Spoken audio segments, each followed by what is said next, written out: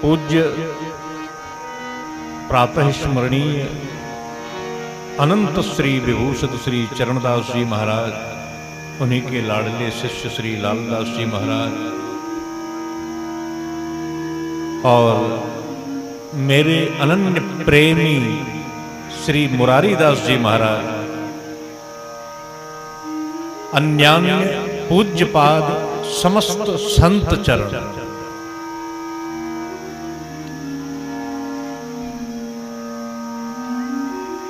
हमारे यज्ञ के आदरणीय यज्ञाचार्य पंडित श्री भरतलाल जी महाराज और उनका समस्त विप्र परिकर,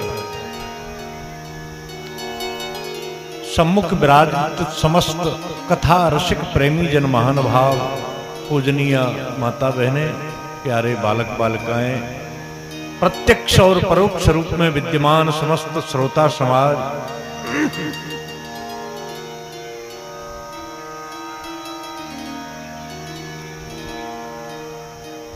मेरे पार्श्व में विराजित पूज्यपाद पंडित श्री ब्रजेश जी शास्त्री, जो मेरे काका जी हैं, दोनों काका जी हैं, इधर भी हैं और इधर भी हैं। मेरी दाहिनी ओर विराजित मेरे छोटे काका पंडित श्री राजेंद्र प्रसाद जी, सामवेदी वेद पाटी ब्राह्मण है। गौरा जी महाराज, उन्हीं की अचिंत अनुपम कृपा, श्री हनुमान जी महाराज की पावन भावमयी उपस्थिति, श्री गोसाई जी महाराज, आप सभी को मेरा व्यासपीठ से सादर वंदन है, प्रणाम है। कल कितना आनंद वर्षा यहाँ पे, आपने उस लीला का दर्शन भी किया। सुखदेव जी यहाँ पे बड़ी सुंदर वाणी आपको सुना रहे हैं। क्या क्या यहां पर लुटाया गया, क्या क्या बांटा गया, बधाई गाई गई, बधाई बजाई गई, बधाई लुटाई गई, बधाई ली गई और बधाई दी गई। देखो बधाई कैसा शब्द है, कैसे प्रयोग होता है बधाई का, वो सब हुआ यहां। और सुखदेव जी कह रहे हैं, बड़े ध्यान से सुनना, बड़ी सुंदर बात। नंदस्तु आत्मज उत्पन्ने जाता नादो महामना, आहूय विप्रान वेद ज्ञान, स्नातः सुचिलंकृतः। यहां पर एक बात लगी है, आप ध्यान देना। नंदस्तु आत्मज उत्पन्ने, आप पढ़े लिखे लोग हैं, सब जानते हैं आत्मज का मतलब क्या होता है। आत्मज माने जो पिता और माता के द्वारा पैदा किया जाने वाला पुत्र है, उसे कहते हैं आत्मज। आत्मना जायते इति आत्मज। सुखदेव जी ने यहां पे लिखा है कि नंदस्तु, तु प्रत्यय लगा है इसमें। तु का मतलब है कि निश्चित रूप से इसको झूठ मत समझना आप। ये जो नंदलाल हैं, मेरे कन्हैया जी हैं, ये साक्षात नंद के ही पुत्र हैं। इसलिए यहां पर लिखा है तू, अन्य की बराबरी के लिए ये तू लिखा हुआ है। और बाद में क्या लिखा है कि आत्मज, पढ़े लिखे आप सब जानते हैं, आत्मना जायते, आत्मज उसे ही कहते हैं जो उस शरीर से पैदा हुआ हो। और आप सब जानते हैं कि लाला तो कहां पैदा भय, जेल में, मथुरा में भय के नहीं। तो फिर यहां पे सुखदेव जी ऐसा क्यों कह रहे हैं कि नंदस्तु आत्मज उत्पन्ने। एक बात और बता मैं हम आपको, रामचरितमानस में ऐसी 3 चौपाइयां हैं। एक सुनाए हम आपको। राम जी कह रहे हैं अपने मुख से, सुनु जननी सोई सुत बड़ भागी। सुनो जननी सोई बड़ भागी। सुनु जननी सोई सुत बड़ भागी। सुनो बड़ भागी। एक चौपाई और। दोष दे जननी जड़ते। दोष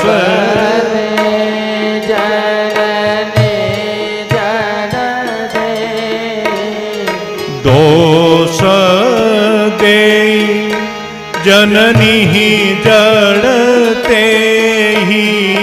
दोष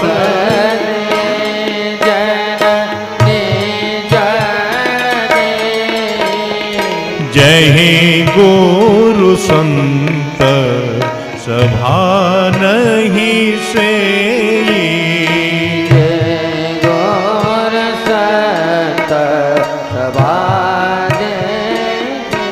ध्यान देना, राम जी कह रहे हैं इन दोनों चौपाइयों में एक आप ढूंढ लेना, नहीं तो मंच से कल या परसों के प्रसंग में हनुमान जी चाहेंगे तो आपके सामने आ जाएगी। राम जी स्वयं अपने मुख से कहते हैं जननी।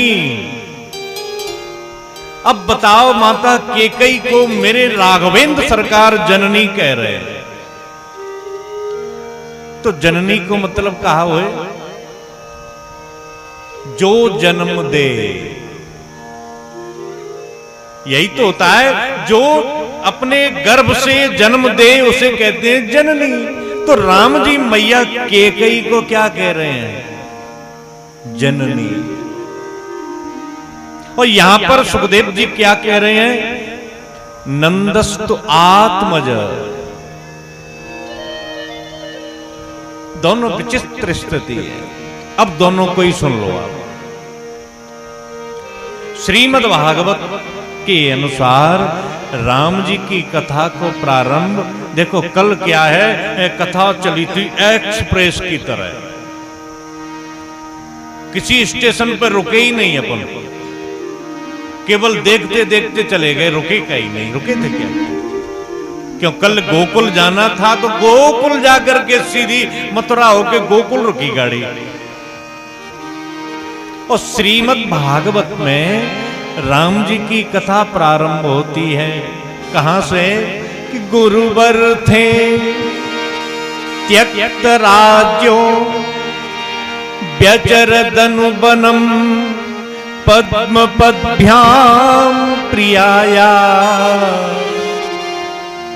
कहां से प्रारंभ हुआ भगवान की कथा, राम जी की कथा श्रीमद् भागवत में? कि गुरुवर माने अपने गुरुजनों की, अपने माता पिता की आज्ञा को लेकर के त्यक्त राज्यो, राज्य को छोड़ करके राम जी वन में चले गए। अब आप कहेंगे कि राम जी के जन्म की कथा भागवत जी में नहीं है, और हनुमान जी भी कथा सुनाते हैं, भागवत जी में ही हनुमान जी कथा सुना रहे हैं। और हनुमान जी कहां से शुरू करते हैं कथा भगवान के राम जी की? त्यक्त्वा सुदुस्त्यज सुरेप्सित राज्य लक्ष्मी धर्मिष्ठ आर्य वचसाम यदगादरण्यम। हनुमान जी भी कथा सुना रहे हैं, तो वो कहां से प्रारंभ कर रहे हैं? भगवान के वनवास से। और एक बात बताएं आपको हम, मेरे राघव का, मेरे रामचंद्र जी का सच्चा जन्म तो वनवासी होने में ही है। आप लोग सब माता बहनें भी जानती हैं, जो नीले साड़े वाली जो मैया है, पतो ना कौन से लड़ रही है, जो सामने ही बैठी है, देखो। हाँ, पीछे मत देखो मैया, आपसे ही कह रहा हूं मैं। यदि कहीं कुछ भूल के आ गई हो तो उठ के ले आओ।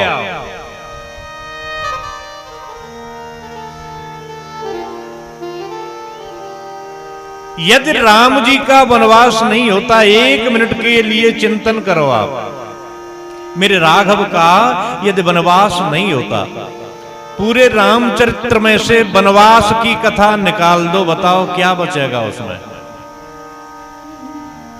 आज हम चिंतन करें कि राम कहीं वनवासी नहीं हुए होते मेरे प्यारे, तो राम जी की कथा नहीं होती।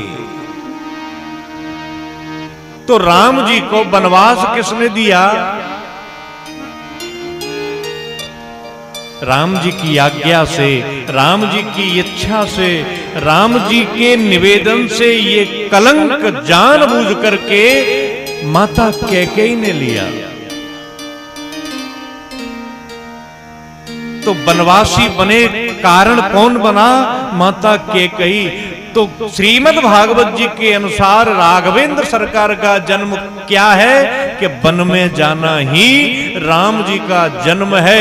इसीलिए भगवान स्वयं कहते हैं कि यदि वनवास का जीवन में नहीं जीता तो राम का चरित्र कुछ होता ही नहीं। और ये जन्म किसने दिया? मेरी माता कैकेयी ने।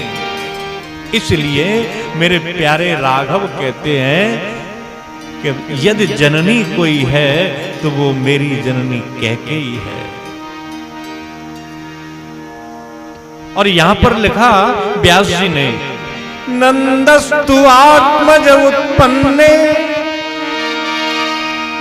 जाता भागो महामना। तो यहां पे आत्मज क्यों लिखा? तो गर्ग संहिता में एक कथा आती, बड़ी सुंदर कथा। क्रम संदर्भ में भी पढ़ेंगे तो बड़े आनंद की बात लिखी है उसमें। पूज्यपाद श्री जीव गोस्वामी द्वारा बड़ा सुंदर वर्णन हुआ है। कहते हैं कि 18 अक्षर मंत्र के 18 करोड़ मंत्र जाप हुए थे, नंद बाबा ने करवाए थे। यमुना मैया के किनारे जैसे अपनी ये यज्ञशाला बनी है तालाब के किनारे, वैसे ही जमुना मैया के किनारे ब्राह्मण बैठे और 18 अक्षर वाले मंत्र का जाप किया, 18 करोड़। और जब यज्ञ की पूर्णाहुति हो रही थी तो एक तेज प्रकट हुआ, प्रकाश पुंज वहां पर प्रकट हो गया। और वह प्रकाश पुंज धीरे धीरे धीरे धीरे अनंत आकाश से नीचे उतर के आया तो उसमें एक लाला की छवि दिखाई देने लगी। लाला की छवि कैसी थी? एकदम नीलमणि जैसा बालक दिखे वहां में प्रकाश में। और वो प्रकाश पहले नंद बाबा के शरीर में प्रवेश कर गया और जैसे ही नंद बाबा के शरीर में वो प्रकाश पुंज प्रवेश किया, फिर निकल के वही प्रकाश पुंज माता यशोदा के गर्भ में चला गया। ब्राह्मणों ने अचानक नंद बाबा को आशीर्वाद दिया कि बाबा पुत्रवान भव। तब नंद बाबा बोले, लाला अब मेरी उम्र 85 वर्ष की है गई, अब काहे के पुत्र होंगे? कि नहीं महाराज, हमने तो बाबा आपसे ऐसे ही कह दी, और आशीर्वाद कहूं देवे को विषय तो है ही ना। आशीर्वाद कभी देने का और लेने का और मांगने का विषय नहीं है। आशीर्वाद तो अपने आप निकलता है। ब्राह्मण बोले, बाबा आशीर्वाद तो निकल गया, अब तो बेटा हो गो, तैयारी करो। नद रानी के गर्भ में जिस दिन से कन्हैया आए, बाद नाते मैया यशोदा मिट्टी खावे लगी चोर के। चोरी से मिट्टी खाने लगे। उनका स्वभाव चिड़चिड़ा हो गया। छोटी छोटी बातों पर मैया रूठ जाएं, मुंह फुला के बैठ जाएं मैया, फिर काऊ से बात ही नहीं करें। कभी अंधेरी कोठरी में मैया चली जाएं और जो माखन रखे हो ताजी ताजी, वह माखन को चोरी करके खावे लगी। कबू चोरी से दूध पी जाए, कबू चोरी से माखन खा जाए, और कभी माता ऐसो स्वभाव दिखावे लग गई कि मटकियान को फोड़वे लगी। तो ब्राह्मण के पास नंद बाबा गए कि ऐसो नदरानी को स्वभाव। तो ब्राह्मण देवता कहवे लगे कि देखो गर्भस्थ बालक का स्वभाव नदरानी के जीवन में दिखाई दे रहा है। अरे नंद राय जू, ऐसो दिखे कि जब बालक ऐसो ही पैदा होगा। अब आप सुनो, एक बालक जो वसुदेव जी के यहाँ मैया देवकी के यहाँ पैदा हुआ था, वो बालक कैसा था कि तमद्भुतम बालकमम्बुजेक्षणम चतुर्भुजम, 4 हाथों वाला बालक था वो। और उस बालक को वसुदेव जी लेके आए। यहाँ नंद बाबा के घर भी बालक पैदा हुआ, और उस बालक के साथ एक कन्या पैदा हुई थी। और जैसे ही वसुदेव जी उस बालक को लेके आए, नंद महल में देखा कि 2 बालक सो रहे हैं, एक कन्या है और एक पुत्र है। लेकिन जो वसुदेव जी के सिर पर रखा हुआ बालक है, बाकी 4 हाथ हैं, और नदरानी के बगल सोया हुआ बालक है, बाकी 2 ही हाथ हैं। और जैसे ही वसुदेव जी ने अपने मस्तक पे से उस 4 हाथ वाले बालक को उतारा, तो वो 2 हाथ वाले में समाहित हो गया, दोनों एक हो गए। उसके 2 हाथ हो गए गायब, और 2 हाथ वाले कन्हैया बन गए। कन्या को उठा करके वसुदेव जी ले गए, और जैसे ही कन्या पहुंची, सब फाटक बंद हो गए। उनके हाथों में बेड़ियां, पैरों में बेड़ियां, हाथों में हथकड़ियां लग गईं, बंधन में आ गए वसुदेव जी। और कन्या ने जाते ही रोना प्रारंभ कर दिया, बड़ी भारी जोर से रोई। हे भगवान, इतनी जोर से रोई कि पहरेदार जाग गए। पहरेदार जाग करके पहुंचे कंस के पास। महाराज है गयो, महाराज है गयो, महाराज है गयो। के कहा भयो कि 8वां बालक है गयो। कंस दौड़ता हुआ आया, आकर के जैसे ही जेल में पहुंचा, बंदी गृह में, तो देखा तो ये पुत्र नहीं है, ये तो पुत्री है। रो करके मैया देवकी कहती है कि अरे भैया कंस, तेरो काल तो 8वां बालक हो, तो ये तो कन्या है, ये थोड़े ही मारेगी तो।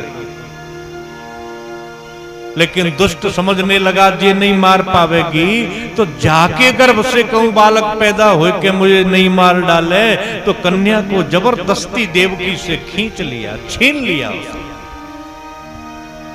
पैर पकड़ा उस कन्या का, और एक पत्थर की शिला पर पटकने वाला था, वैसे ही वह देवी रूप में प्रकट हो गई, माता जी के रूप में। 8 हाथों वाली अष्टभुजी मां दुर्गा के रूप में परिणत हो गई, आकाश में प्रकट हो गई। और कहने लगी कंस से कि हे कंस, किम मया हतया मंदः जात तव खलु अंतकृत, यत्र कृत्वा पूर्व शत्रो महिंसी कृपणाम वृथा।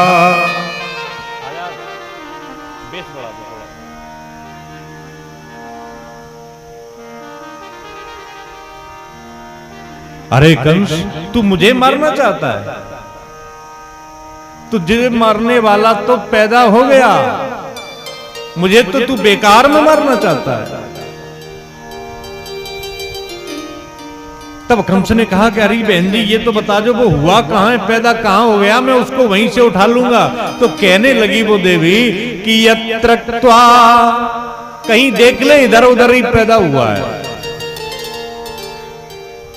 और वो देवी चली गई।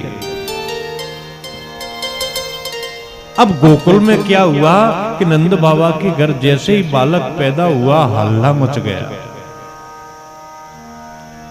कितना हल्ला हुआ कल आपने देखा। क्यों हुआ कि नंदस्तु आत्मज उत्पन्ने जातालादो महामना आहूय विप्रान वेद ज्ञान स्नातः सुचिरलंकृतः। ये बंद है क्या? कैमरे बंद है ये? श्री राधे और बड़ा श्री राधे राधे और बड़ा श्री राधे। नंदस्तु आत्मज उत्पन्ने जातालादो महामना आहूय विप्रान वेद ज्ञान स्नातः सुचिरलंकृतः। जैसे ही बालक ने जन्म लिया तो नंद बाबा तो 85 वर्ष के थे, तो वो इतना उत्साह इतना आनंद उनके हृदय में प्रकट हुआ कि युवान हो गए ऐसा लगा। उन्होंने झट से ब्राह्मणों को बुलाया। क्यों बुलाया? जैसे दशरथ जी ने त्रेता में बुलाया ब्राह्मणों को। नांदी मुख श्राद्ध कर जात कर्म सब कीन हाटक धैनु बसन मने नृप विप्रन कहूं दीन।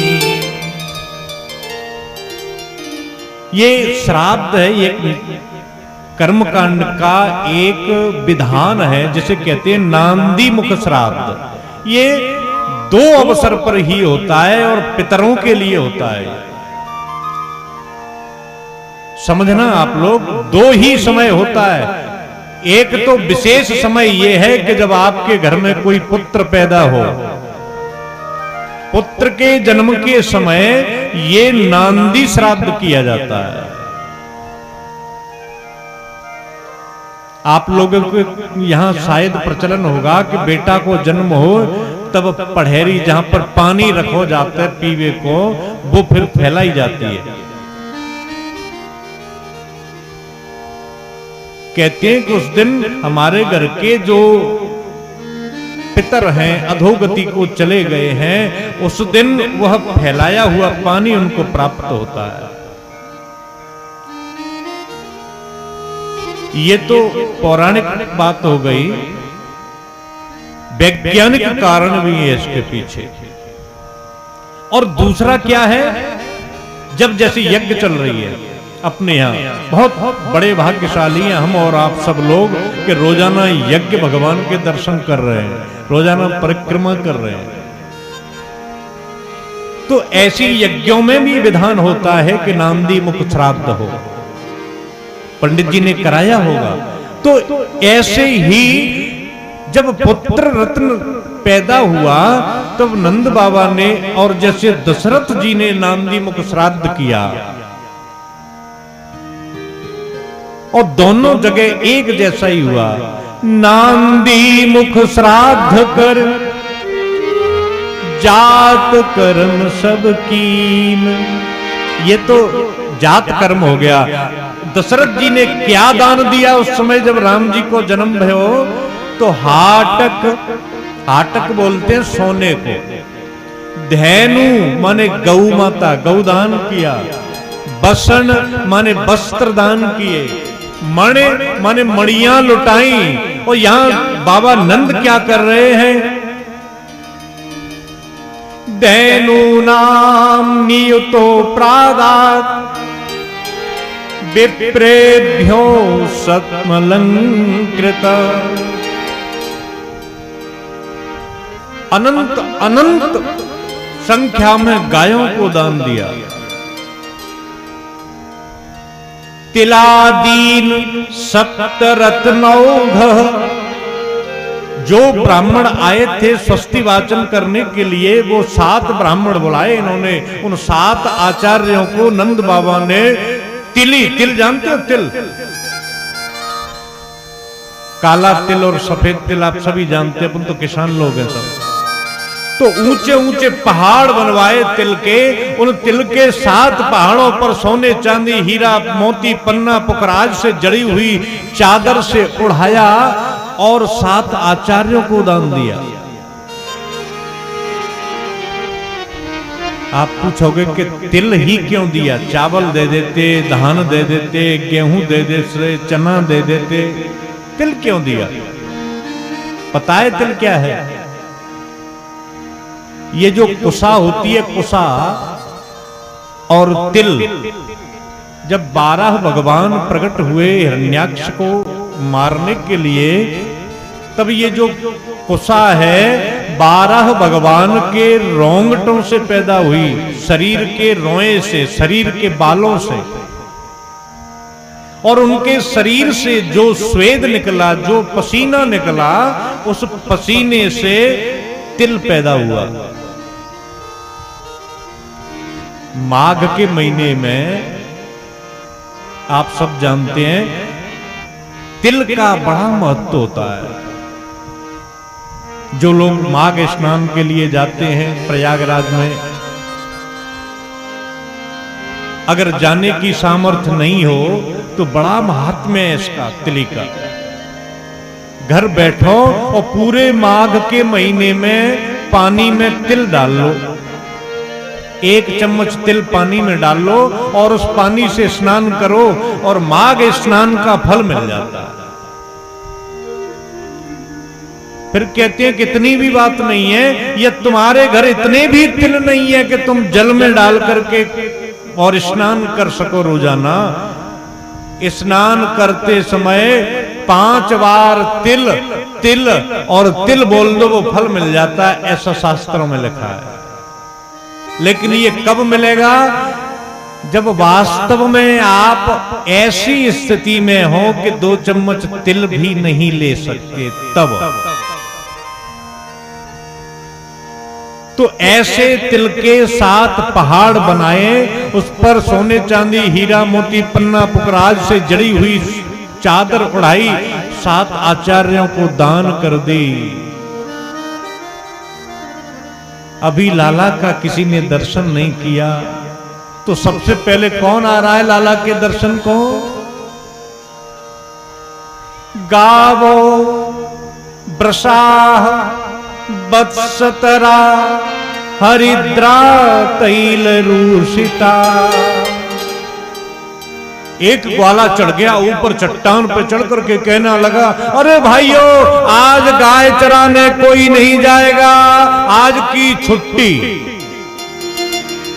चौरे लाला कहा भयो, आज क्यों नहीं जावेंगे हम गऊ चराने? तो कहने लगे कि नंद बाबा हमारे गोपन के राजा हैं,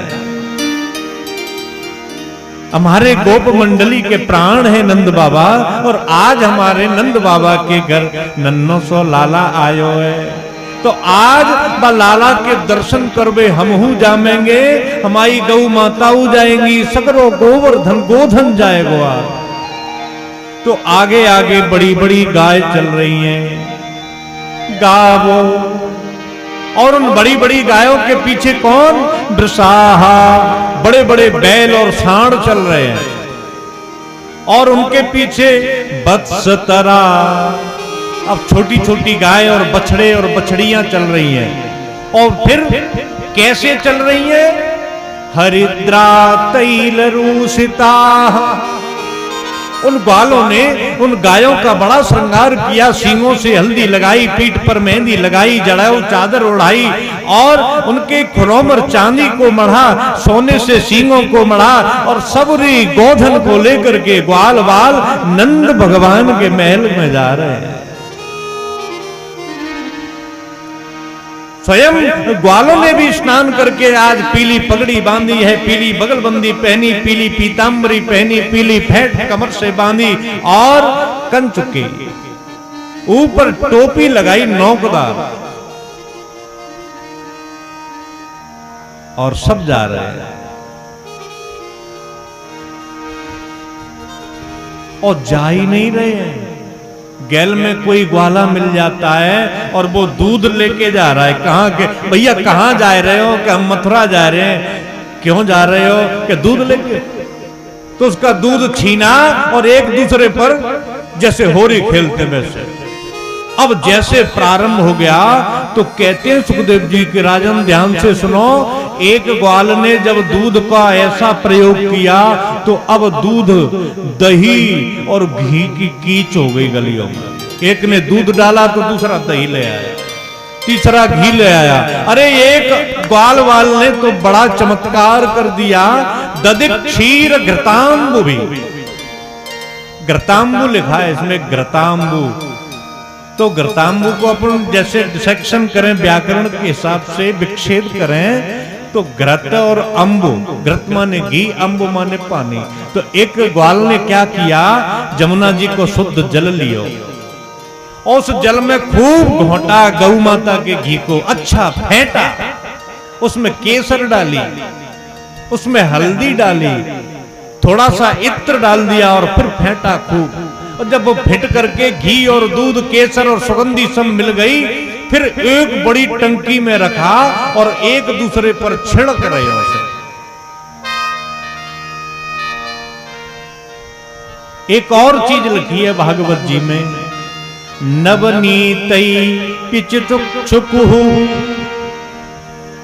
नवनीत बोलते हैं माखन को, और माखन के लड्डू बनाए उसने, और लड्डू बना करके एक दूसरे में फेंक रहे हैं, मार रहे हैं।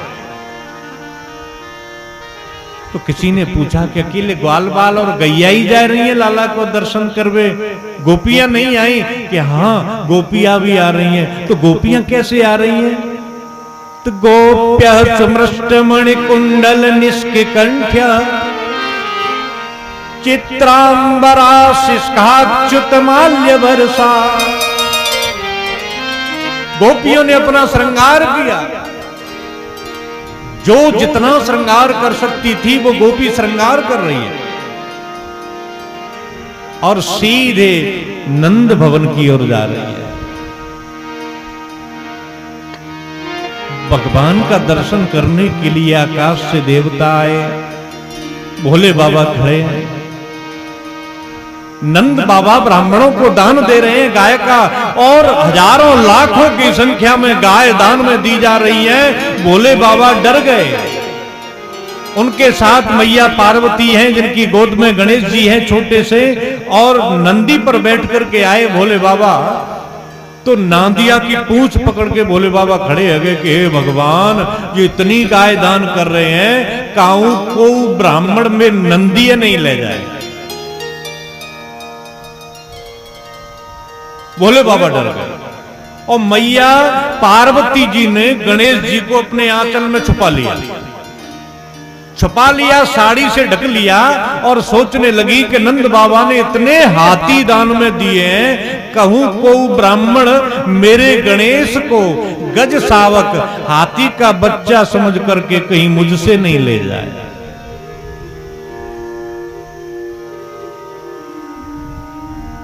तब गणेश जी और नंदी जी मानव वेश में आए। तब भोले बाबा और जगदम्बा मां भवानी को डर दूर भयो। कुबेर बेचारा देखने आया, भगवान के दर्शन करने के लिए आया, तो नंद बाबा सोना लुटा रहे हैं, हीरा मोती लुटा रहे हैं। कुबेर सोचने लगा कितना खजाना जो नंद गांव की गलियों में, गोकुल की गलियों में फैला हुआ पड़ा है, इतना तो मेरे खजाने में भी नहीं है। भगवान भी 2 नंबर का काम करते हैं। मुझे बना दिया है धन का मुखिया, और मुझसे ज्यादा अनंत अनंत गुना धन तो गोकुल में फैला हुआ पड़ा है। अब फैला कैसे? नंद बाबा जब दान बांट रहे हैं तो एक द्वार पर अन्न दान कर रहे थे नंद बाबा। तो एक ब्राह्मण ने अन्न की बोरी ली और ले जा रहा है पीठ पे रख के। जब तक दूसरा ब्राह्मण उसको मिल गया, उसके पास चांदी का थैला था, तो उसने चांदी देखी, ब्राह्मण से पूछा क्यों तुम चांदी कहां से लाए हो? कि उस द्वार पर बांट रहे नंद बाबा चांदी। तो उसने गेहूं वही फेंक दिया, धान वही फेंक दिया और चांदी लेने के लिए चला गया। तब तक उसको मिल गया एक सोने वाला जो सोने का बोरा भर के ला रहा था। उसने पूछा सोना कहां मिल रहा है? तो उसने कहा पल्ले द्वार पर चले जाओ। तो उसने चांदी गली में ही फेंक दी कि हम तो सोना लेने जाएंगे, तो सोना लेने चला गया। अब वो सोना ला रहा है सिर पे रख के और रास्ते में मिल गया मणियों से भरा हुआ थाल ले जा रहा है एक ब्राह्मण। तो उसने पूछा कहे महाराज ये कहां से लाए? तो पीछे वाले गेट से, पिछला जो द्वार है वहां ये मिल रहे हैं, मणियां बट रही हैं। तो उसने सोना वहीं फेंक दिया और मणियां लेने चला गया। ऐसे गोकुल की गलियों में लक्ष्मी जी फैली पड़ी है। ततः आरभ्य नंदस्य ब्रजः सर्व समृद्धिवान हरे निवासात्म गुणैः रमा क्रीडन भुनृपः। बड़ी सुंदर बात लिखी है। रमा कैसा शब्द है? रमा को प्रायः अपन अर्थ कैसे लेते हैं कि रमा माने लक्ष्मी, लेकिन संस्कृत के यदि व्याकरण की पुस्तकों का सहयोग लें, श्री बागेश भट्ट जी लिखते हैं कि शब्द का अर्थ प्रसंग के अनुसार ग्रहण किया जाता है। शब्द का अर्थ प्रसंग के अनुसार किया जाता है। उन्होंने एक उदाहरण दिया, सैंधव का एक मतलब होता है नमक, सैंधव माने नमक और सैंधव माने होता है घोड़ा। ध्यान देना, आपको समझाने के लिए मैं थोड़ा सा छोटा उदाहरण दे रहा हूं। सैंधव माने नमक और सैंधव माने घोड़ा। अब गुरुजी भोजन करें, शाम को प्रसादी पाएं और चेला से कहें कि लाला थोड़ा सैंधव कम ला दियो। अब सैंधव के होते हैं दो अर्थ, एक घोड़ा और एक नमक। गुरुजी ने चेला से कहा कि सैंधव लाना भोजन करते समय और चेला घोड़ा लेके पहुंच जाए। कल्लेव साहब ये सैंधव आ गया। तो इसी को श्री भट्ट जी कहते हैं कि प्रसंग के अनुसार अर्थ ग्रहण करो। प्रसंग क्या है कि भोजन का, तो भोजन के प्रसंग में यदि सैंधव आ गया तो सैंधव का मतलब नमक होगा, घोड़ा नहीं होगा। तो यहां जो रमा है, रमा क्रीडन भुनृप, यहां लक्ष्मी जी नहीं है।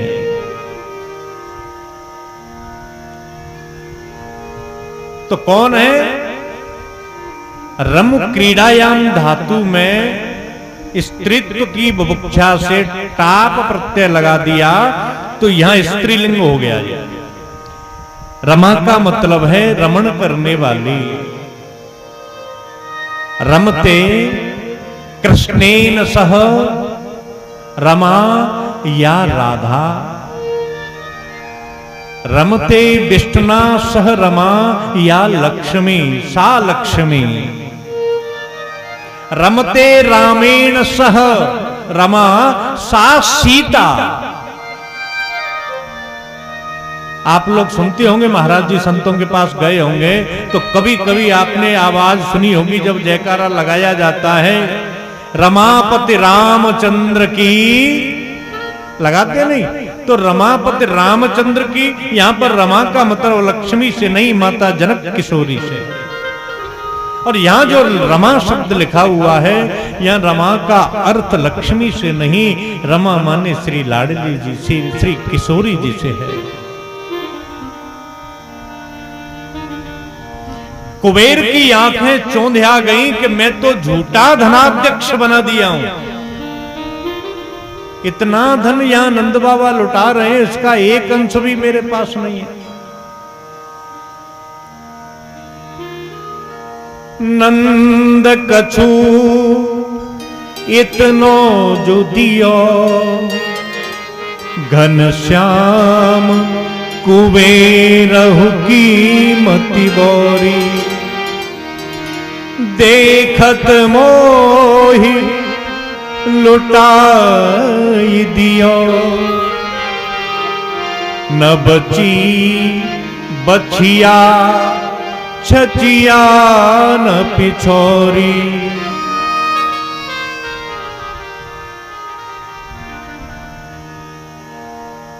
इतना लुटाया नंद बाबा ने। और ये जो नंद उत्सव है ये 6 महीने तक चला है। गोपियां जब लाला के बगल आई तो भोले बाबा को भी समय मिल गया कि चलो मैं भी दर्शन कर लूं। तो जैसे ही भोले बाबा को देखा, मैया ने लाला को अपने आंचल से ढक लिया। भोले बाबा को लाला दिखाई नहीं दिए। तो बाबा ने, देखो आपने 2 भगवान, एक तो कृष्ण भगवान और एक शंकर भगवान के पहले नटवर लिखा हुआ या नट का प्रयोग होता हुआ सुना होगा या पढ़ा होगा। ये दोनों नट, नट माने नर्तक, नट माने एक्टर, नट माने डांसर। तो ये नटवर हैं भोले बाबा। तो इन्होंने नौटंकी प्रारंभ की और मैया को समझा रहे हैं। आप चाहें तो चलें आज नंदोत्सव में थोड़ा सा स्पर्श करें, लाला को आशीर्वाद देने के लिए। और भोले बाबा आज पहुंच गए। जिसकी समझ में आए वो साथ देना। जुग जुग जीवेरी जसोदा मैया तेरो ललना। जुग जुग जीवेरी जसोदा मैया तेरो ललना।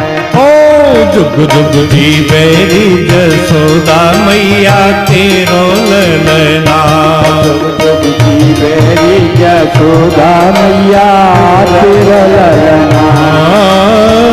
तेरो ललना हो मैया तेरो ललना। तेरो ललना हो मैया तेरो ललना। हो तेरो ललना हो मैया तेरो ललना। तेरो ललना हो मैया तेरो ललना। जुग जुग भी मेरी जसोदा मैया तेरो ललना। जुग जुग भी मेरी जसोदा मैया तेरो ललना। जुग जुग जी मेरी जसोदा मैया तेरो ललना। जुग जुग जी मेरी जसोदा मैया तेरो ललना। जय हो।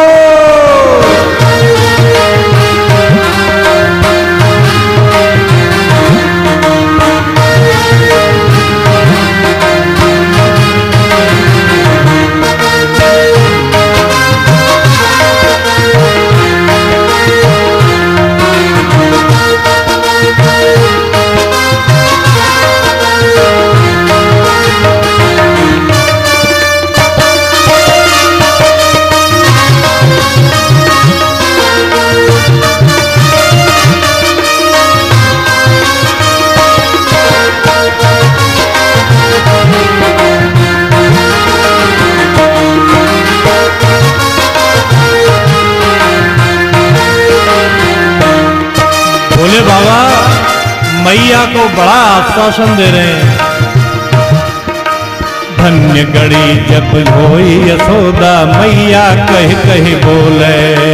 धन्य घड़ी जब होई यशोदा मैया कह कह बोले। ओ धन्य घड़ी जब होई यशोदा मैया कह कह बोले। धन्य घड़ी जब होई यशोदा मैया कह कह बोले। नूपुर छुन छुन करे पाँव में घुटुवन घुटुवन डोले। नूपुर छुन छुन करे पाँव में घुटुवन डोले। पकड़े ओ पकड़े बाबा की उंगलिया तेरो ललना। पकड़े बाबा की उंगलिया तेरो ललना। बगड़े बाबा की उंगरिया तेरो ललना,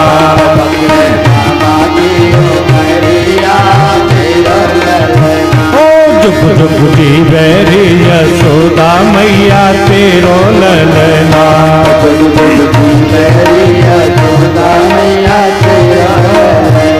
ओ तेरो ललना हो मैया तेरो ललना, तेरा ललना ओ मैया तेरा ललना, ओ तेरो ललना हो मैया तेरो ललना, तेरा ललना ओ मैया तेरा ललना, जय हो जुग जुग जी बैरी यशोदा मैया तेरो ललना, जुग जुग जी बैरी यशोदा मैया तेरा ललना। हरि बोल।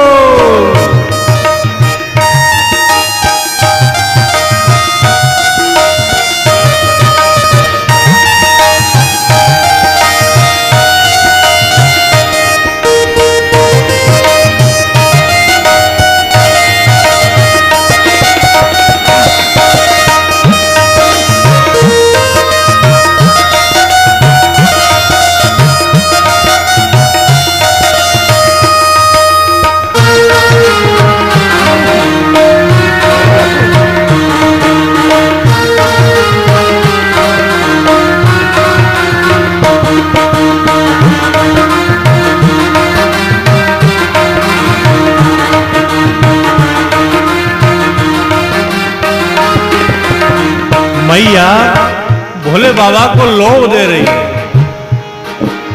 जो मांगे सो ले जा जोगी सबरो साज लुटाऊं, जो मांगे सो ले जा तो मैं सबरो लुटाऊं, ओ जो मांगे सो ले जा योगी सगरो साज लुटाऊं, जो मांगे सो ले जा योगी सबरो साज लुटाऊं, ओ भेष देख डर पे गोपालक लाला नाही दिखाऊं,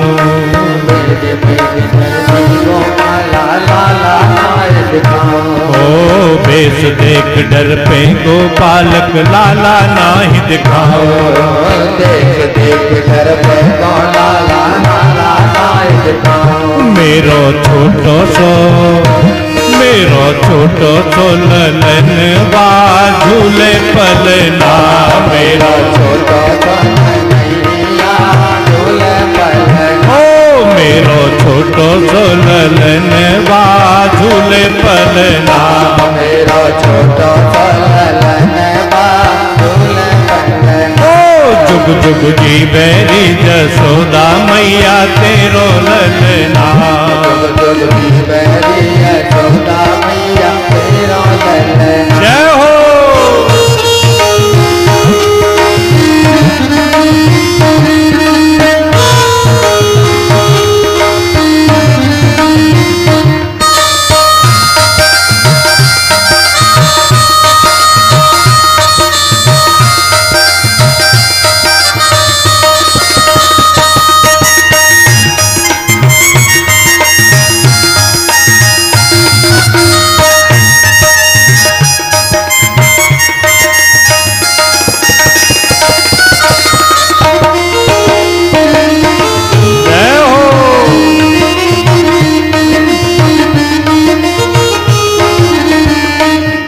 भगवान बहुत भावन मैया से कहते हैं, मैया इस संसार में दो ऐसे हैं जिनसे सब दुनिया डरती है। कौन? माया काल डरे जाके डर, केवल दो, माया और काल। माया काल डरे जाके डर भगतन को हितकारी, माया काल डरे जाके डर भगतन को हितकारी, ओ माया काल डरे जाके डर भगतन को हितकारी, माया काल डरे भगतन को हितकारी। अपने लाल को मरम नहीं जाने तू भोरी महतारी, अपने लाल को मरम न जाने तू भोरी महतारी। ओ अपने लाल को मर्म न जाने तू भोरी महतारी। अपने लाल को मर्म न जाने तू भोरी महतारी। ओ जग में जाकी नहीं तो लेना तेरो ललना। जग में जाकी नहीं तो लेना तेरो ललना। ओ याकी जग में नहीं तो लेना तेरो ललना। जाकी जग में नहीं तो लेना तेरो ललना। ओहो जुग जुग जी बैरी यशोदा मैया तेरो ललना। जुग जुग जी बैरी यशोदा मैया तेरो ललना। ओ तेरो ललना हो मैया तेरो ललना। तेरो ललना हो मैया तेरा ललना। ओ तेरो ललना हो मैया तेरो ललना। तेरो ललना हो मैया तेरा ललना। ओ जुग जुग जी बैरी यशोदा मैया तेरो ललना। जुग जुग जी बैरी यशोदा मैया तेरो ललना। ओह जुग जुग जी बैरी यशोदा मैया तेरो ललना। जुग जुग जी बैरी यशोदा मैया तेरो ललना। जुग जुग जी बैरी यशोदा मैया तेरो ललना। जुग जुग जी बैरी यशोदा मैया तेरो ललना। जुग जी बैरी यशोदा मैया तेरो ललना। बोलिए बाल कन्हैया लाल की जय। और ये आशीर्वाद केवल भोले बाबा नहीं दे रहे, गोपियां भी दे रही हैं। क्या आशीर्वाद दे रही हैं गोपियां लाला को? ता आशीष प्रयुंजाना चिरम पाही ते बालके। हरिद्रा चूर्ण तैलाद्वी सिंचन्त्यो जनमुज्जगु। देखो बड़ा सुंदर है, इसमें बड़ा अच्छी बात कही है गोपियों ने। और आशीर्वाद क्या दे रही है ध्यान देना। आप सब जानते हैं आशीर्वाद कैसे दी जाए। आशीर्वाद तो ऐसे देते हैं, अरे यशोदा अरे नदरानी तेरो लाला जुग जुग जिए। पता है गोपियां क्या कह रही हैं? ता आशीष प्रयुंजाना। ता माने बे गोपियां जो दर्शन करने के लिए आई वो आशीर्वाद दे रही है। कैसे? चिरम पाहीत बालके। अरे नदरानी यशोदा तेरो बालक तेरो लाला अनंत काल तक हमारी रक्षा करे। चिरम पाहीत ऐसे तो हो जाए आशीर्वाद। लेकिन वे गोपियां तो जानती हैं कि ये कौन है। नंदोत्सव चलाए 6 महीने।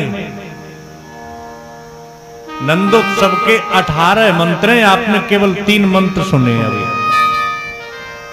इन 18 मंत्रों का जो नियमित पाठ करता है उसके घर भगवान की तो कृपा होती ही है, लेकिन धन की अधिष्ठात्री देवी माता लक्ष्मी की भी कृपा हो जाती है। यदि कभी समय मिल जाया करें तो आप इन 18 श्लोकों को पढ़ लेना जो पढ़ना जानते हैं। अब ये 6 महीने तक चला है और आप चाहें तो ऐसे ही चलते रहें। 2 दिन और बच्चे इसी में निकल जाएंगे। और यद्यपि उत्सव रोजाना होना चाहिए। क्यों? क्योंकि उत्सव रोजाना इसलिए होना चाहिए कि रोजाना भगवान का अवतार होता है। अब आप कहेंगे महाराज हमने तो जो सुनी है कि द्वापर में त्रेता में सतयुग में होता है, द्वापर में कन्हैया आते हैं, तो अब रोजाना कहां से हो? अब ये मैं नहीं कहता, ये पुराण कहते हैं। पुराणों की बात को सिद्ध करना है तो रामचरितमानस से पूछ लो। बाबा तुलसीदास कहते हैं कि नित्य युग धर्म हो सब के रे, हृदय राम माया के प्रेरे। रोजाना चारों युग आते हैं व्यक्ति के हृदय में। रोजाना सत्ययुग त्रेता द्वापर कलयुग सत्ययुग त्रेता चारों आते हैं। तो क्यों ना हम रोजाना उत्सव मनाएं, प्रातः काल उठते ही भगवान को प्रणाम करें कि आज लाला को जन्म है गयो, आज कन्हैया को जन्म है गयो। गोकुल में 6 महीने तक ये उत्सव चला। एक दिन नंद बाबा के मन में एक बात आई कि मेरे घर में लाला आयो। तो जाताई एक तो बधाई देवे के लिए मुझे महाराज कंस के पास जाना है, और दूसरा एक और कारण आज भी होता है। क्या होता है पता है? जन्म का रजिस्ट्रेशन होता है कि नहीं होता? जब कोई बालक पैदा होता है तो उसका रजिस्ट्रेशन कराया जाता है। बड़ी ऑफिस में रजिस्ट्रेशन कराने के लिए और नंद बाबा मथुरा गए कि हमारे घर बालक भयो है, तो राजा के यहाँ पंजीयन तो कराई आवे। जन्म का पंजीयन होता है और मृत्यु का भी होता है। कोई मर जाता है तो मृत्यु प्रमाण भी बनता है। और नहीं हो तो उन लोगों से पूछ लो जिनकी अम्मा के नाम जमीन थी, अम्मा मर गई 25 साल पहले और मृत्यु प्रमाण पत्र नहीं बनवा पाए, अब ट्रांसफर नहीं हो रहा। परेशान होते कि नहीं? तो नंद बाबा कन्हैया के जन्म को पंजीकरण कराने के लिए मथुरा गए, लेकिन ऐसे ही नहीं गए। पता है कैसे गए? गोपाल गोकुल रक्षाया निरूप्य मथुराम ययो। कुछ विश्वास पात्र गोपालकों को महल की सुरक्षा के लिए नियुक्त करके नंद बाबा चले गए मथुरा। क्यों? क्योंकि एक तो पंजीयन, दूसरा कर नहीं दिया था। नंद बाबा ने टैक्स जमा नहीं किया था, तो टैक्स देने चले गए। लेकिन वहां क्या हुआ मथुरा में? जब से वो देवी अष्टभुजी पैदा होकर के बालिका बनी थी और कहकर के चली गई कि यत्रत्वा पूर्व शत्रु मां हिंसी कृपणान प्रथा, अरे तेरे मारने वाला तो पैदा हो गया, देख ले। तो कंस ने एक मीटिंग बुलाई। कंस ने मीटिंग बुलाई, उस मीटिंग में प्रस्ताव रखा कि अब मैं कैसे ढूंढूं मेरे मारने वाले को। तो चांडूर था, एक चांडूर नाम का राक्षस, उसने कंस से कहा महाराज एक जुगाड़ हम बताएं। कि क्या? 1 महीने पहले जितने बालक पैदा हुए हैं और आज से 1 महीने बाद तक जितने बालक पैदा होंगे उन सबको मार डालो, उन्हीं में मर जाएगा तुम्हारा काल। देखो कैसे पाप की रीति बताई है, इसीलिए तो इसका नाम चांडूर है। तो कंस ने बोला, कंस भी बहुत होशियार था, बड़ा राजनीति में निपुण था, तो वो कहने लगा अगर हम ऐसा करेंगे तो पूरा जनमानस, पूरी जनता विरोध में हो जाएगी, आंदोलन हो जाएगा, मेरी राज्य सत्ता खतरे में पड़ जाएगी, ऐसा नहीं कर सकते हम। तो दूसरे ने सुझाव दिया कि जनता का तो हम दमन कर लेंगे डंडे से। तो कंस ने कहा कि ये जनता राज्य को छोड़ करके भाग जाएगी तो हम शासन किस पे करेंगे? हाँ महाराज ये बात तो ठीक बोलो। तो क्या करें? तो वो एक मौसी आ गई, मौसी। अब देखो जिनको नाम तो कछु है, सुखदेव जी कछु लिख रहे हैं। क्या नाम है? पूतना। कंसेन प्रहिता घोरा पूतना बालघातिनी शिशुंश्चार निघ्नन्ति पुरग्राम ब्रजादिषु।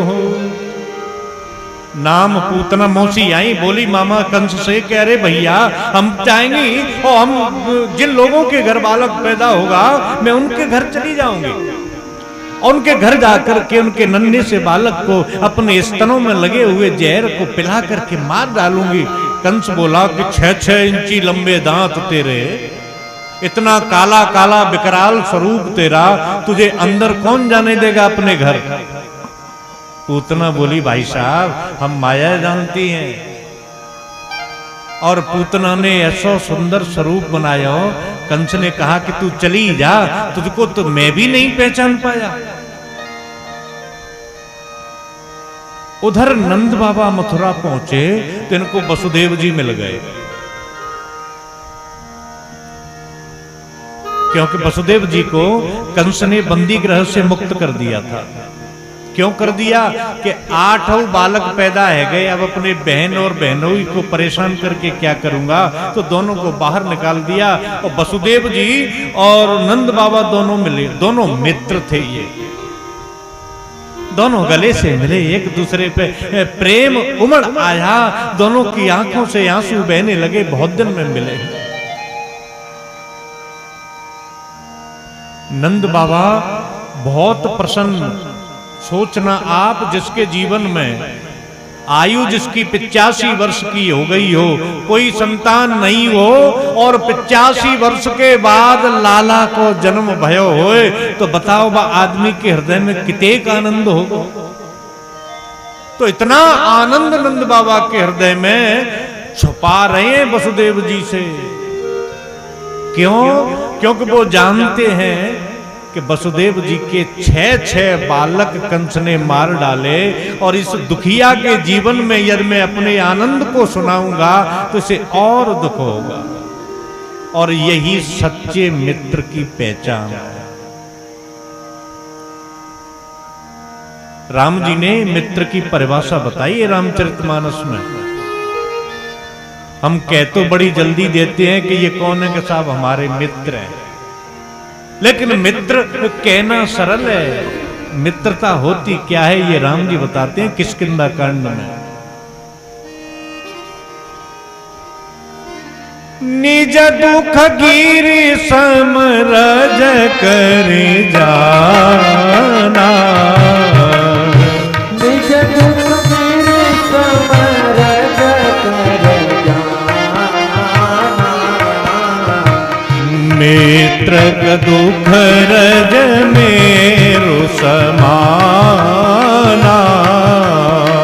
मित्र का दुख रज मेरो समाना।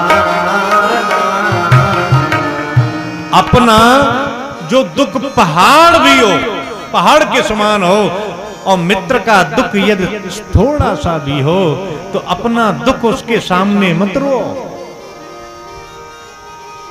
ये नंद बाबा अपने सुख को छिपा करके और वसुदेव जी के दुख को संवेदना व्यक्त करके सांत्वना देने का प्रयास कर रहे हैं। उधर वसुदेव जी अपने दुख को छिपा रहे हैं और नंद बाबा के सुख में शामिल हो रहे हैं। कहने लगे वसुदेव जी, हे नंद बाबा, बड़े खुशी का, बड़ा आनंद का अवसर प्रकट हुआ, आपके घर लाला ने जन्म ले, मुझे तो बहुत खुशी भई। एक बेटा तो मेरा तुम्हारे घर पहले से ही है, और आपके यहाँ भी एक पुत्र ने जन्म लिया है। अरे बाबा, बधाई हो तुम्हें। तो नंद बाबा की आंखों में आंसू आ गए और उन्होंने वसुदेव जी के दुख को प्रकट किया। अहो ते देवकी पुत्रा कंसेनो बहवो हता, एकावशेषतावर्जा कन्या सापि दिवांगता, कन्या सापि दिवांगता। हे नंद बाबा, आपके घर बालक पैदा हुआ तो ना वसुदेव जी, वो तो सब ठीक है, लेकिन मैंने सुना है कि तुम्हारे और देवकी के 6 बालकों को उस दुष्ट कंस ने मार डाला। कितना दुख है, बताओ वसुदेव। और मैंने ऐसा भी सुना है कि एकावशेषतावर्जा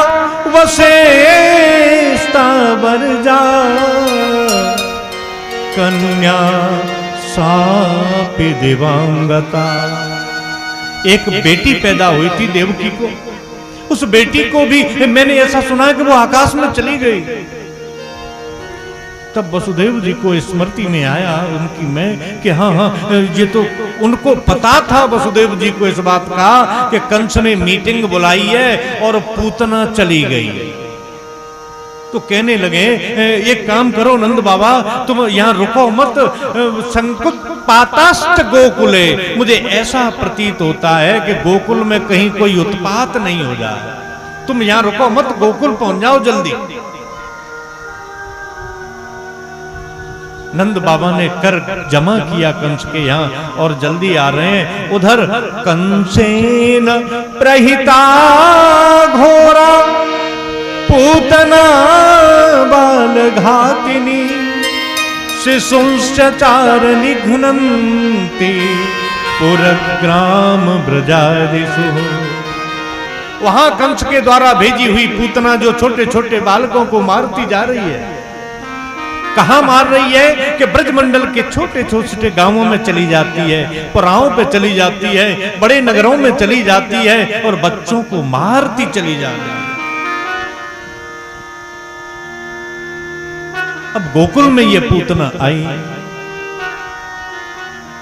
और जैसे ही गोकुल में प्रवेश किया तो जो गोपाल रक्षा के लिए खड़े थे मेलकी के, तो वो सोच रहे हैं, पूतना ने बड़ा सुंदर वेश बनाया। उस सुंदर वेश को देखा और पूतना एक और काम कर रही है, गाती हुई जा रही है। प्रमुख मार्ग पर जो स्त्री गाते हुए जाए तो कुलीन स्त्री का ये लक्षण नहीं है। गाती हुई जा रही है, ग्वालों ने उसको देखा तो कहने लगे कि भैया बड़ी सुंदर स्त्री है ये। दूसरा बोला कि हाँ होगी क्यों नहीं, ये पता है हमारे लाला के दर्शन करवे की ताई महल में जा रही है,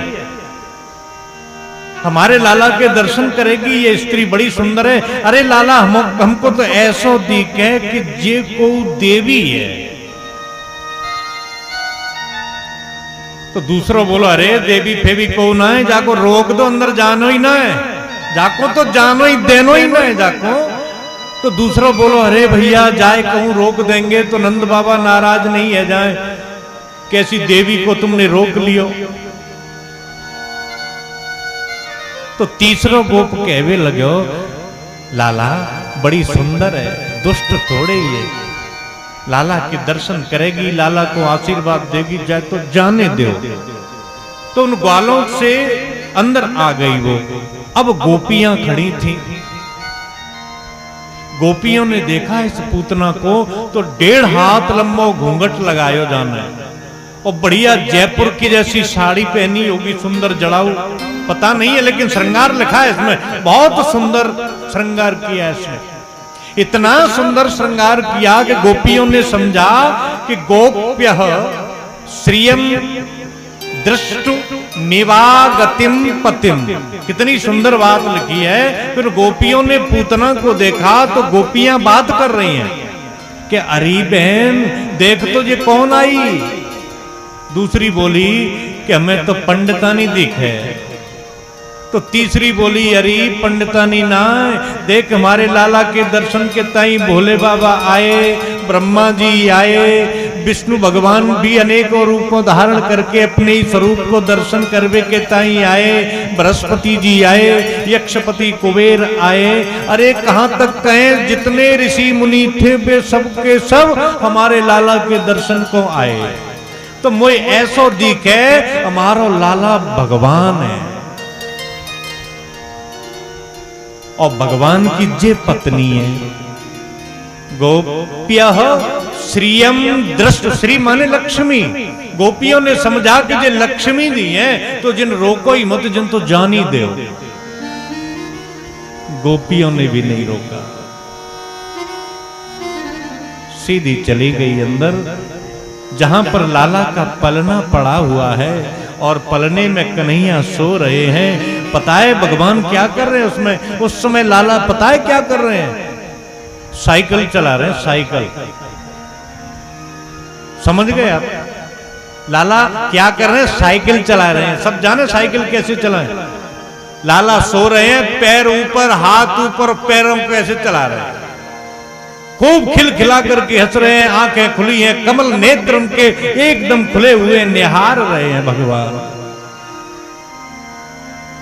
और जैसे ही पूतना को देखा तो मैया यशोदा खड़ी हो गई और हाथ जोड़ करके प्रणाम करने लगी। तो इसने कहा कि नहीं नहीं या नद रानी, मैं तो उम्र में बहुत छोटी हूं, तुम मोको काय को प्रणाम करो, मैं तो तुम्हें प्रणाम करती हूं। तो एक दूसरे को प्रणाम किया ही नहीं। अरे बहन तुम कहां से आई? तो पूतना बोली कि देखो नद रानी, मेरी सासू लाला आशीर्वाद दे गई, जेठानियों दे गई, दौरानियों दे गई, मेरी ननद हु आए के लाला के ताई लाला के दर्शन को आई और दर्शन करवे के बाद आशीर्वाद दे के चली गई। मेरो पूरा परिवार लाला को आशीर्वाद दे गयो, मैं काम में फंस गई, घर को काम बहुत पड़ो हतो, तो मैं काम में देर हो गई तो पीछे से आई। मैया बोली कोई बात ना है बहन, जब आई तब ही आशीर्वाद दे दे। अब जब मेरो लाला थोड़ी ये लाला तो तुम्हारो सबन को है, सबरे ब्रजवासीन के आशीर्वाद सो, ब्राह्मण देवतान की कृपा सो मेरे घर में नन्हो सो बालक आयो। अब मेरो थोड़ी है, ये तो आपको ही बालक के आशीर्वाद दो, ये रहो लाला और ये रही तुम, और मैं जाती हूँ काम में। और मैया पूतना को छोड़ के लाला के पास चली गई। पूतना ने पहले तो घूंघट हटाया। जितने भी काम होते हैं सब घूंघट में ही होते हैं। कथा में नींद आती है तो आप लोगों को पता नहीं चलेगा, मुझे यहां से दिख जाता है। जिस मैया को नींद आती है वो घूंघट कर लेती है। और बड़ी बड़ी सुविधाएं, दो पेड़ खड़े हैं, पेड़ के सहारे से बैठ जाओ और इतनों से घूंघट कर ले, पंडित जी कहते रहेंगे और हम सोते रहेंगे। बड़ी सुविधा है साहब घूंघट में, और ये सुविधा तुम्हें नहीं मिली है, ये केवल इनको मिली है। तो वो घूंघट उठायो पूतना ने, और जैसे ही पूतना ने घूंघट उठायो, सुखदेव जी कहते हैं कि राजन अब इस झांकी को निहारो। विबुध्यता बालक मारिकाग्रहम चराचरात्मा सनिमीलिते क्षण। पूतना को जैसे ही देखा घूंघट हटाते हुए, अब तक भगवान बढ़िया खेल रहे, टुकुर टुकुर देख रहे, और झट से भगवान ने आंख बंद कर ली। तो किसी ने पूछा डर गए लाला पूतना से? तो दूसरे संत कहते कि नहीं नहीं लाला कौन से डरे, जास त्रास डर कहूं डर होई, वो किसी से क्यों डरेगा? तो लाला ने आंख बंद डर के मारे थोड़े की। तो क्योंकि तो वो संत कहते हैं कि भगवान ने आंखें बंद इसलिए कर ली, मौसी जी आई गई, और ये मौसी जी वो काम करने के लिए आई हैं जो काम मैया नदरानी करेंगी। ये काम नदरानी करेंगी। कौन सा काम? दूध पिलाने का। और मैया यशोदा ने अभी तक मुझे दूध पिलाया नहीं, और मौसी जी दूध पिलाने के लिए आ गई। तो ये देख रहे भगवान कि मैं मैया को तो मुक्ति देने की सोच रहा था, अब मुक्ति को ये ले जाएगी तो मैं अपनी मैया यशोदा कहा दूंगा। तो दूसरे संत कहते नहीं नहीं भैया ये बात ना है। तो कहा है कि भगवान ये सोच रहे हैं, वैसे तो मेरे बहुत अवतार हैं, उनमें भी 24 अवतार, और 24 में 2 अवतार बड़े प्रमुख अवतार, एक श्री राम जी का और दूसरा ये मेरा कन्हैया के रूप में मैं प्रकट हुआ हूं। ये 2 प्रमुख अवतार है। अब त्रेता में बोहनी खराब हुई। बोहनी जाने आप? बोहनी बहुनी माने शुरुआत। त्रेता में हमने कोई राक्षस नहीं मार्यो और सबसे पहले वो आ गई थी एक चाची जी ताड़का। तो प्रारंभ एक स्त्री वध से हुआ उस अवतार में, और अब यहां भी वही काम करना पड़ रहा है। मेरे तो दोनों अवतार कहीं ऐसा तो नहीं कि स्त्री वध से ही प्रारंभ होंगे। तो भगवान सोच रहे हैं कि अब क्या करूं। तो एक और संत कहते नहीं नहीं ऐसा नहीं है, भगवान ये सोच रहे हैं जाको नाम है पूतना। पूतना के अर्थ आप सब जानते हैं, मैं आपको केवल रिमाइंडर कर रहा हूं, याद दिला रहा हूं, आप सब जानते होंगे। पूतना तो पूत का अर्थ एक होता है पुत्र, और ना माने नहीं, जिसके कोई पुत्र नहीं है। तो एक तो अर्थ ये हो गया, और दूसरा क्या होगा, पूत माने पवित्र। पूत माने पवित्र और ना माने नहीं, जो पवित्र नहीं है वही पूतना है। तो पवित्र क्या नहीं है, गीता जी में एक श्लोक है, उसको आधा ही सुनो आप। नहीं ज्ञानेन सदृशम पवित्रम इह विद्यते।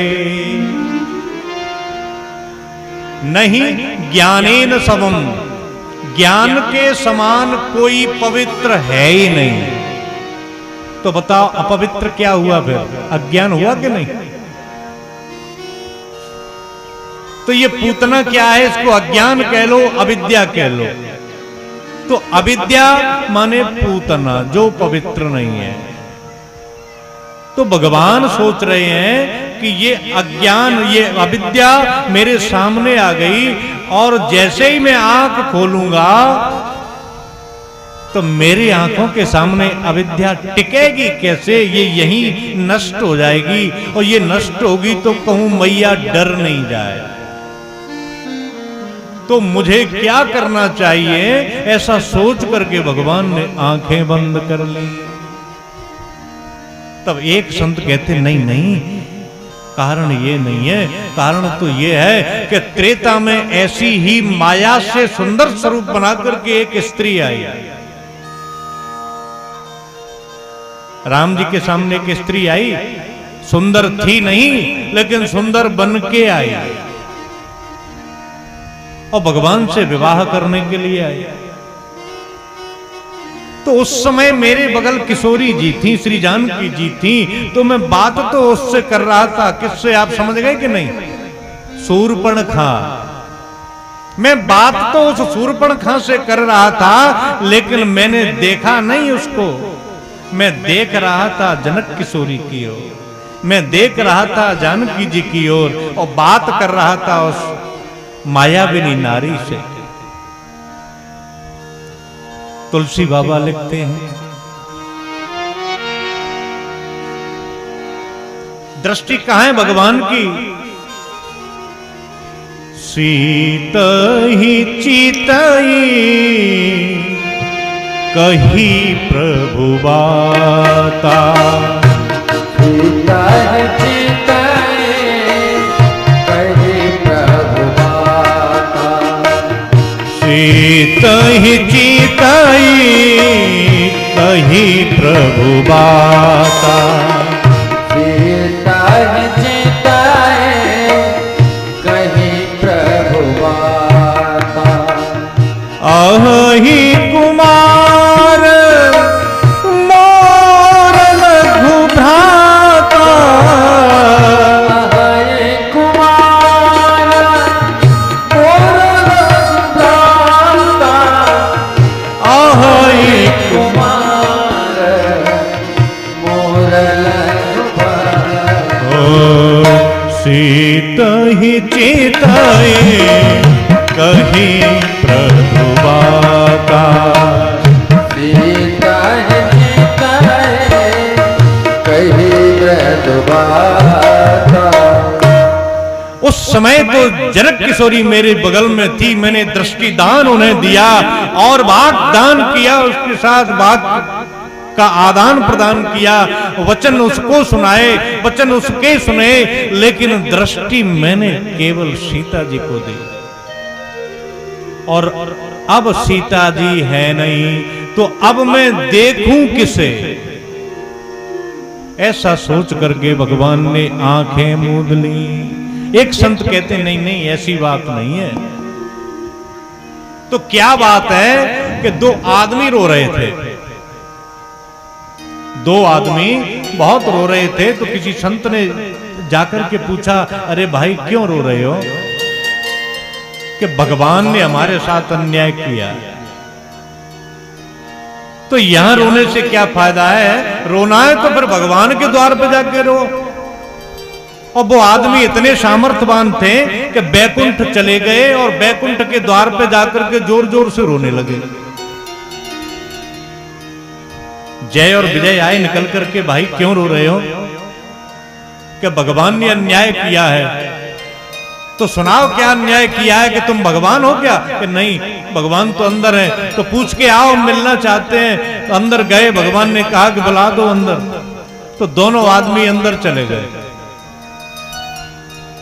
अब ये रोवे सो रोवे। तो भगवान ने कहा कि पहले ये तो बताओ, भले आदमी हो, तुम्हारा परिचय क्या है, इंट्रोडक्शन तो करवाओ अपना। तो एक आदमी बोला कि महाराज मैं गर्भ हूं, गर्भ हूं। यदि मैं इतना ही बुरा था तो तुमने मुझे बनाया क्यों?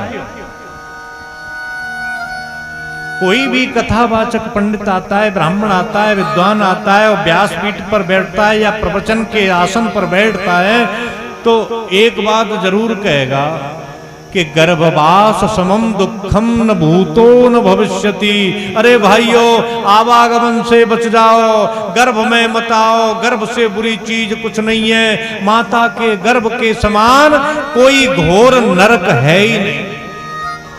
महाराज जब इतना बुरा मैं था तो मैं बनाया क्यों तुमने? भगवान हंसे, गर्भ से कहा कि एक काम करो, तुम चले जाओ, अब कि तुम में मैं वास करूंगा। और भगवान गर्भ में आए। कल नंदोत्सव के उत्साह में हम कुछ ज्यादा ही गति से चले गए। तो जैसे ही भगवान गर्भ में आए तो देवता स्तुति करते हैं, तो वहां पर श्री कृष्ण स्तुति नहीं, भगवत स्तुति नहीं, ब्रह्मा स्तुति नहीं, माने भगवान का नाम नहीं वहां लिखी है, सीधी लिखी है गर्भ स्तुति। तो भगवान कहते हैं जब हम तुम में आएंगे तो देवता भी तुम्हारी स्तुति गाएंगे। अब वो दूसरा आदमी खड़ा था, वो रोने लगा। तो भगवान बोले तुम बताओ तुम कौन हो? उसने कहा मैं जहर हूं। जहर हो भैया, रोते क्यों हो? बने रहो, जहर हो तो अच्छी बात है, लेकिन रो क्यों रहे हैं? तो जहर बोले कि भगवान में इतना बुरा क्यों बना दिया तुमने? लोग लड्डू बड़े हंस हंस करके खा लेते हैं, जलेबी खा लें, रोटी खा लें हंस के, पूड़ी कचौड़ी हलवा मंगोड़ा पकौड़ी सब खा लेते हैं, लेकिन आज तक काऊ आदमी ने हंस के हम ना खाए। कोई ऐसा आदमी हते थे हाथ उठा के कह दे हमने हंस के जहर खायो, है कोई सभा में? इसीलिए वो आदमी रो रहा है बेचारा कि महाराज आज तक हमाओ काऊ ने भोग ही ना लगाओ। हाँ भोग तो लगाते हैं लोग, कब लगाते हैं? अब नहीं लगाते, पहले ज्यादा लगाते थे, अब तो सूत्र बदल गया है। कौन लगाते थे? कब सास से ज्यादा लड़ाई है जाए, ननद परेशान करे, तो जो मूर्ख महिला थी वो खा लेती थी, लेकिन खुशी खुशी वो भी नहीं खाती थी। इससे बड़ा कोई पाप नहीं है, आत्महत्या से बड़ा कोई पाप नहीं है, इसका कोई प्रायश्चित नहीं है। समय यदि किसी प्रसंग में आएगा तो बताने का प्रयास करेंगे। कुछ पाप ऐसे हैं जिनका कोई प्रायश्चित होता ही नहीं, उनमें से एक आत्महत्या है।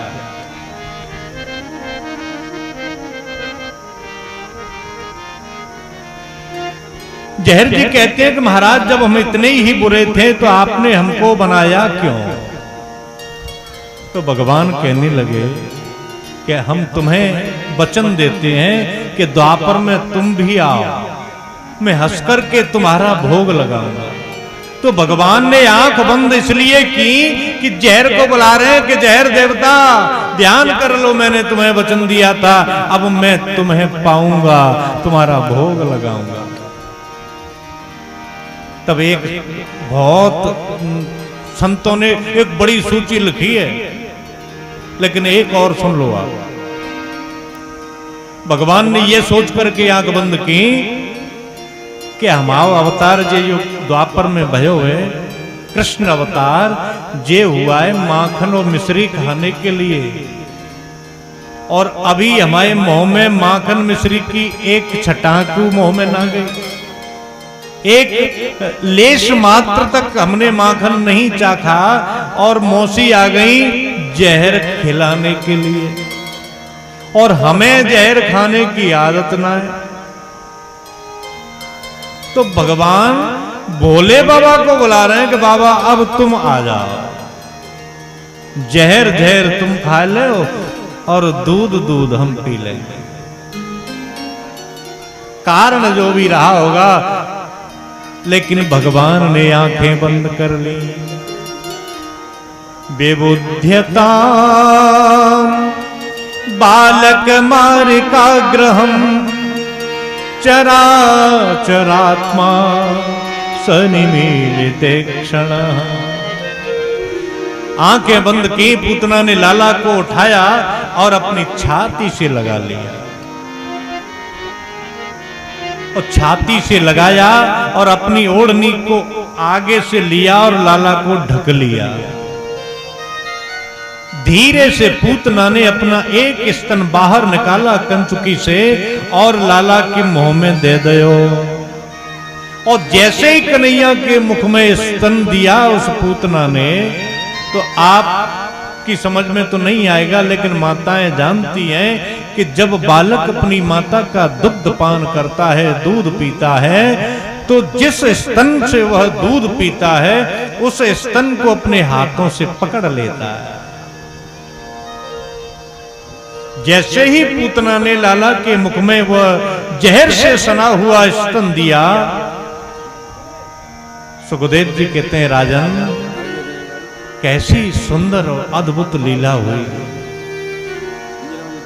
तस्मिन् स्तनम दुर्जर वीर्यमुल्बणम घोरांकमादाय शिशो ददावथ गाढ़ी कराभ्याम भगवान प्रपीड्यत प्राणै समम रोष समन्वितोपिवत्। तस्मिन् स्तनम, उस स्तन को जिस पर जहर लगा हुआ था उसको भगवान ने अपने मुख में लिया और हाथों से क्या किया उसका कि गाढ़ी, गाढ़ी माने जोर से, कराभ्याम, कराभ्याम में द्विवचन है, द्विवचन माने दोनों हाथों से उस स्तन को पकड़ा और क्या कि प्राणै समम, स्तन को मुख में आते ही भगवान ने न तो जहर पिया और न दूध पिया, इसके साथ एक तीसरी चीज और पी गए। क्या कि पहले तो भगवान ने उस जहर को पी लिया, फिर पूतना के दूध को पी गए, फिर प्राणै समम, इन दोनों चीजों के साथ पूतना के प्राणों को भी पी गए। और जब आदमी के प्राण निकलते हैं तो महाभारत में एक बात लिखी है, 1,00,000 किसी को बिच्छू खाया है क्या? कभी बिच्छू ने डंक मारा है? कितना दर्द होता है। महाभारत में लिखा है कि 1,00,000 बिच्छू यदि एक साथ डंक मारे उनसे जो वेदना होगी, माने एक बिच्छू के दंत से जो पीड़ा होती है उसकी 1,00,000 गुनी पीड़ा कब होती है? जब इस शरीर से प्राण निकल करके जाते हैं। तुलसी बाबा ने ये तो लिख दिया लेकिन मात्रा नहीं बताई। क्या लिखा है? जन्मत मरत दुसह दुख होई। दुख तो होता है, जन्म लेते हैं और मरते हैं तब दुसह दुख, बहुत दुख होता है। और महाभारत में नाप के बता दिया कि इतना होता है। जब इसके प्राण निकले तो ये चिल्लाने लगे, सा मुंच मुंचालमिति प्रभासिनी निष्पीड्यमानाखिल जीव वर्मणि बिभ्रत्र नेत्रौ चरणौ भुजौ मोह प्रस्विन्न गात्रा क्षिपति रुरोदः। सामान्य स्त्रीलिंग के लिए सामान्य वह चिल्लाई। क्या चिल्ला रही है कि लाला छोड़ दे, हे लाला छोड़ दे, हे लाला छोड़ दे। तो 6 दिन के कन्हैया बोल पड़े, अरे मौसी हम पे तो पकड़बो आवे, हम छोड़बो तो सीखे ही ना। और बात सही कही भगवान ने। एक प्रैक्टिकल की बात आप लोगों को हम बताएं, न जाने कितनी कितनी योनियों में हम गए होंगे, याद नहीं है। कभी सूकर की में, कभी कुकर कुत्ते की में, कभी गधे बने होंगे, कभी मक्खी और मच्छर बने होंगे। कभी हमको 2 पैर वाली मां मिली होगी तो कभी 4 पैर वाली भी मिली होगी निश्चित। कभी 6 पैर वाली माता को भी हमने अपना मां माना होगा, और कभी अनेक पैर वाली मां को भी हमने प्राप्त किया होगा। लेकिन भगवान ने कभी हमें छोड़ा नहीं। हमने कभी अपना समझ करके अपने मित्र को पकड़ा, कभी भाई को पकड़ा, कभी पिता को पकड़ा, कभी भाई माता पिता मामा फूफा इत्यादि को पकड़ा, और हमें किसी ने नहीं पकड़ा। हमें यदि किसी ने पकड़ा तो वो केवल और केवल भगवान ने पकड़ा। एक कवि हैं जोरा के, मेरे मित्र हैं श्री अखिलेश जी शर्मा,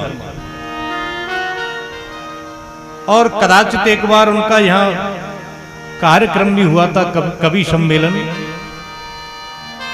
उनका लिखा हुआ बड़ा एक सुंदर दोहा है, बहुत जिए उनके लिए जिनको किया पसंद, अब जीना उनके लिए जो करते हमें पसंद। ये दोहा श्री अखिलेश जी का है। बड़ी सुंदर कृति है इनकी, श्री हरिप्रिया तुलसी। ऐसे कई एक मोती लिखे हैं इन्होंने। कहने का मतलब, हमने अब तक उन लोगों को, उन संसारी लोगों को प्रसन्न करने के लिए और चाहते हुए या न चाहते हुए उनको प्रसन्न करने का प्रयास किया है। क्यों? क्योंकि हम उन्हें पसंद करते थे, उन्होंने हमें नहीं चाहा। हमने दुनिया में न जाने कितने रिश्तों को पकड़ा, कितने नातों को पकड़ा, लेकिन हमें किसी ने नहीं समझा। समझने वाले केवल कन्हैया है।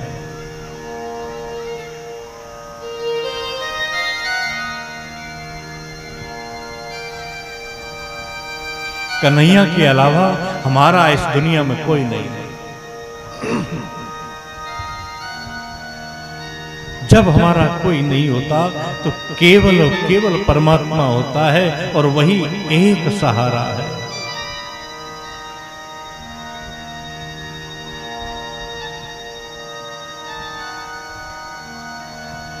भगवान एक एक शब्द से कहते हैं।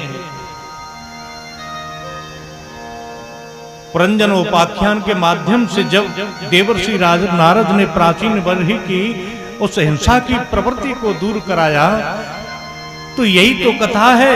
परमात्मा प्रतिक्षण हमें सचेत करते हैं, प्रतिक्षण।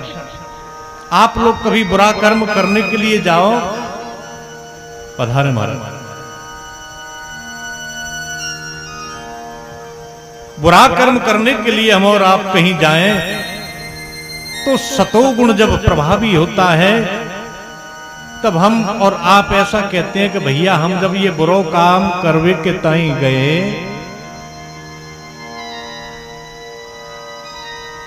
तब एक मन मेरा ये कह रहा था कि हम इस बुरे काम को कर लें और एक मन ये कह रहा था कि नहीं करें। और हम और आप सब जानते हैं मन दो नहीं होते, मन एक ही होता है। मन एक ही होता है। तो जो बुरे काम की मना करता है वो कौन है? वो मेरा कन्हैया है। बार बार हमें चेतन सचेत करता है अपनी ऊर्जा से, हमको जगाता है कि ये मत करो, लेकिन हम सुनते नहीं। भगवान की आवाज सुनो और केवल एक भाव मन में बनाए रखो।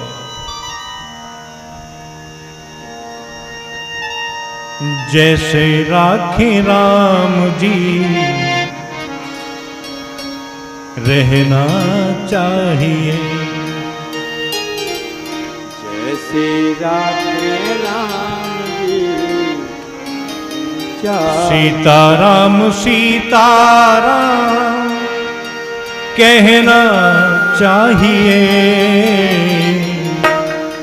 जैसे राखे राम जी रहना चाहिए, जैसे राखे राम जी रहना चाहिए।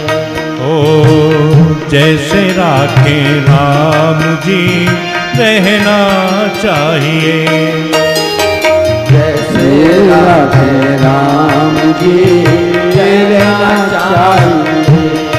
ओ सीताराम सीताराम कहना चाहिए,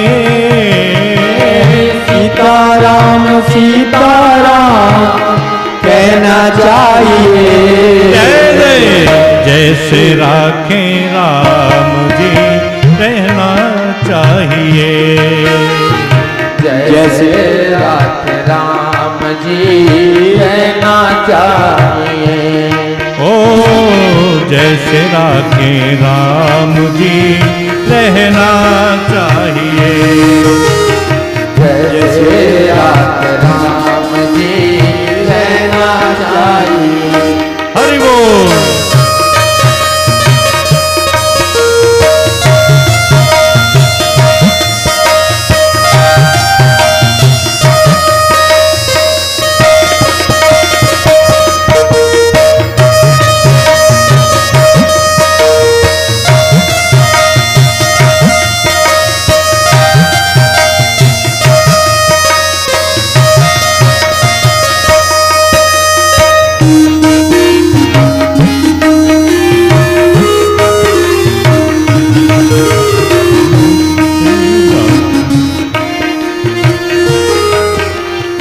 गृहस्थी में अनुकूल परिस्थितियां होती हैं, कभी प्रतिकूल होती हैं। इन अनुकूल और प्रतिकूल परिस्थितियों को भगवत भरोसे स्वीकार करते हुए और जीवन को बड़े आनंद से जिए। अनुकूल प्रतिकूल दोनों ही कुलों के बीच, अनुकूल प्रतिकूल दोनों ही कुलों के बीच, अनुकूल प्रतिकूल दोनों ही कुलों के बीच,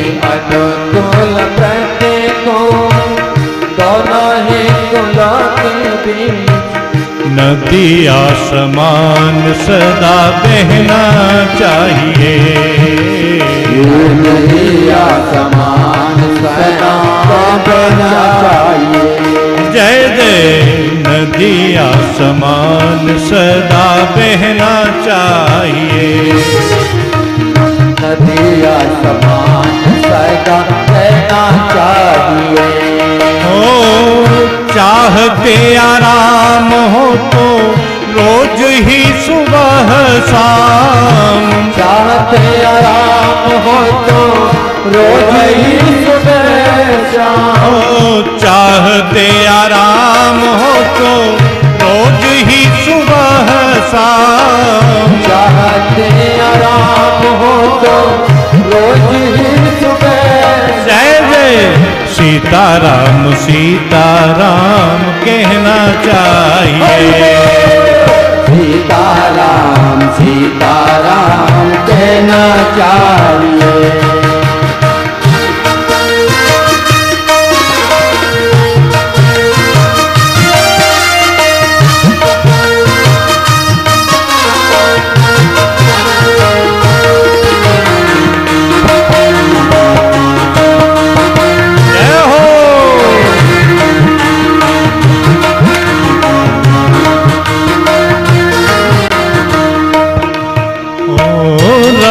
सदा शान से भरोसे भगवान के।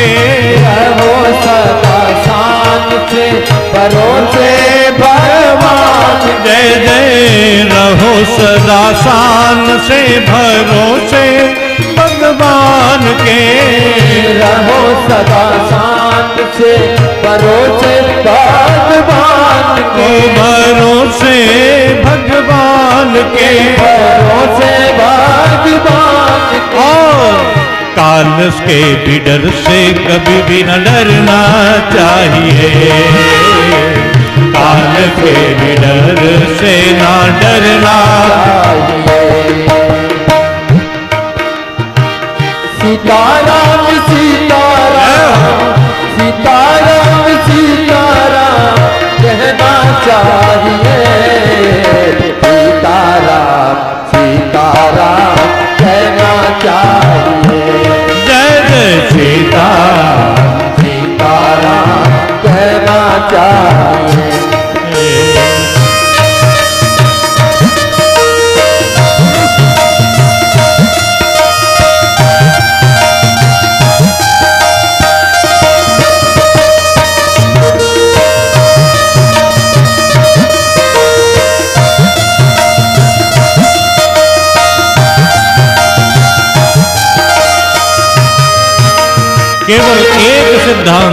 केवल एक सिद्धांत बन जाए।